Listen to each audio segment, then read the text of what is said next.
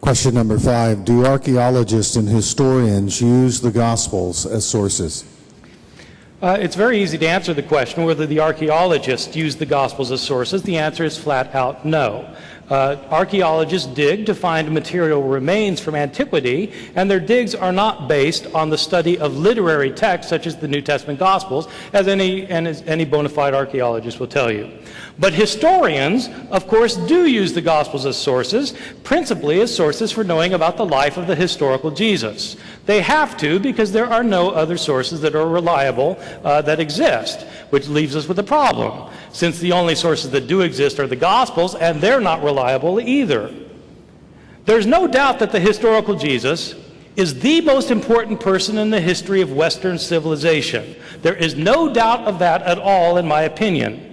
But the unfortunate thing about Jesus is that we have such scanty documentation about his life. Most people don't realize this. But Jesus is never mentioned in any Greek or Roman non-Christian source until 80 years after his death. There is no record of Jesus having lived in these sources. In the entire first Christian century, Jesus is not mentioned by a single Greek or Roman historian, religion scholar, politician, philosopher, or poet. His name never occurs in a single inscription, and it is never found in a single piece of private correspondence. Zero, zip, references. The first time Jesus is mentioned in a Roman source or a Greek source is by the Roman governor of a province of Asia Minor, a governor named Pliny, in the year 112. 80 years after Jesus' death. And even then Pliny doesn't even name him Jesus. He simply refers to his name Christ in passing. That is the only reference within 80 years of Jesus' death. Jesus is mentioned 2 times, very, very briefly, by the Jewish historian Josephus in the year 93, over 60 years after his death, but he's mentioned in no other Jewish source of the first century at all. If you want to know about Jesus, you have to turn to Christian sources. There is no choice. The earliest Christian source is the Apostle Paul. But to the surprise of many Bible readers, Paul scarcely mentions anything about Jesus' words and deeds while he was living. He says a lot about Jesus' death and resurrection, but almost nothing about his words and deeds while alive.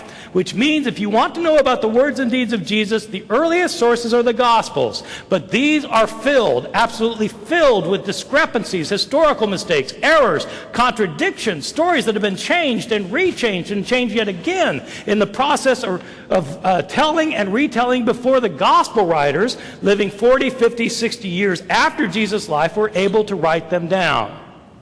Craig has said, well, eyewitnesses are still alive, so they'd be able to check the accuracy of the stories being told. I've never understood this argument, even though I've heard it for 40 years.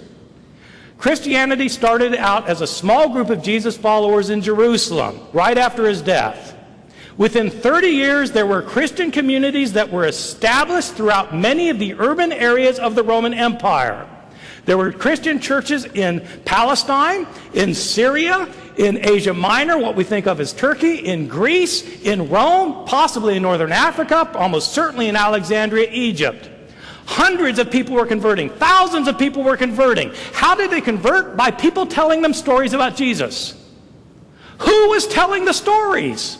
If I convert you, and you convert your wife, and your wife converts her next-door neighbor, and next-door neighbor converts her husband, and her husband converts a business associate who goes to another city and converts his business associate, who's telling the stories? Is it eyewitnesses? Are the 12 apostles of Jesus talking to everybody who's telling a story and saying, make sure you get that right? The eyewitnesses are probably in Jerusalem. Where are the eyewitnesses in Ephesus? Where are the eyewitnesses in Tarsus? Where are the eyewitnesses in Alexandria? They are not there. The stories are changed and rechanged over the years so that historians have to use these Gospels very carefully and critically because they don't contain eyewitness reports, and we can't assume that what they say is historically accurate.